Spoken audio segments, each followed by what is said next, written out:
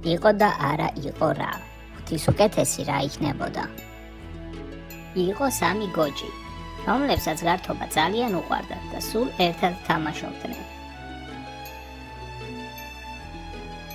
როდესაც გოჭები წამოიზარდნენ, დედამ ისინი გაუშვა და უთხრა, რომ სახლები აეშენებინათ.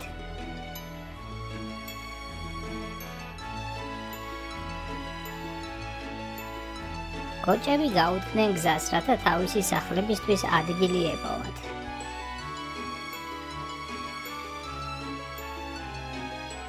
პირველი გოჭი ძალიან ზარმაცი იყო. ამიტომ გადაწყვიტა, რომ სახლი ჩალით აეშენებინა და დარჩენილი დრო თამაშში გაეტარებინა.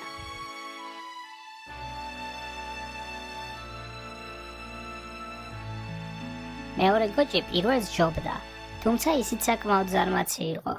ამიტომ მან გადაწყვიტა, რომ სახლი ჯოხებით აეშენებინა და დარჩენილი დღე პირველი გოჭის მსგავსად მასაც ცეკვა თამაშში გაეტარებინა. მესამე გოჭი ძალიან მშრომელი იყო. მან მთელი დღე სახლის მშენებლობას დაუთმო და საკმაოდ დიდი აგურის სახლი ააშენა, რომელსაც ბუხარიც ჰქონდა.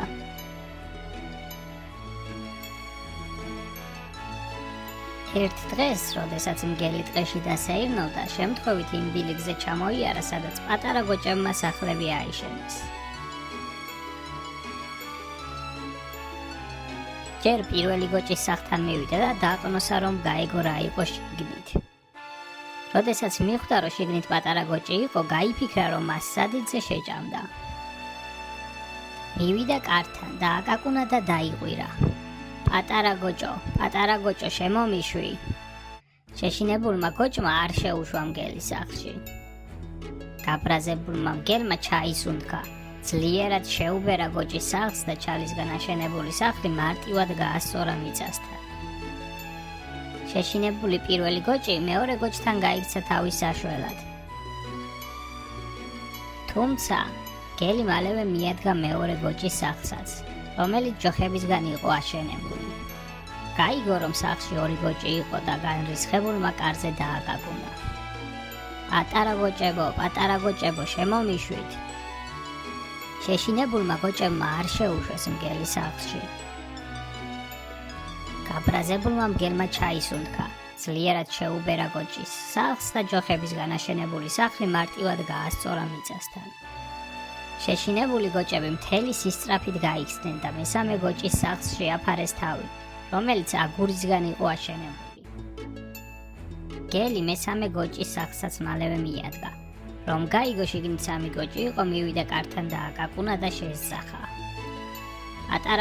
პატარა გოჭებო, შემომიშვით.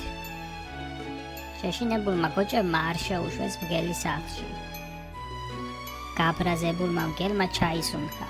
ძლიერად შებერა მესამე გოჭის სახლს, თუმცა აგურით აშენებულ სახლს ვერაფერი დააკო. გაბრაზებულმა მგელმა თქვა, აუდგები და საკვამურიდან ჩამოვძვრები და სამივეს შეგჭამთო. როდესაც ეს გაიგეს, გოჭებმა ბუხარში წყლით სავსე ქვავი ჩამოგიდეს. მგელი აძვრა სახურავზე და ცდილობდა, რომ საკვამურიდან ჩასულიყო სახლში.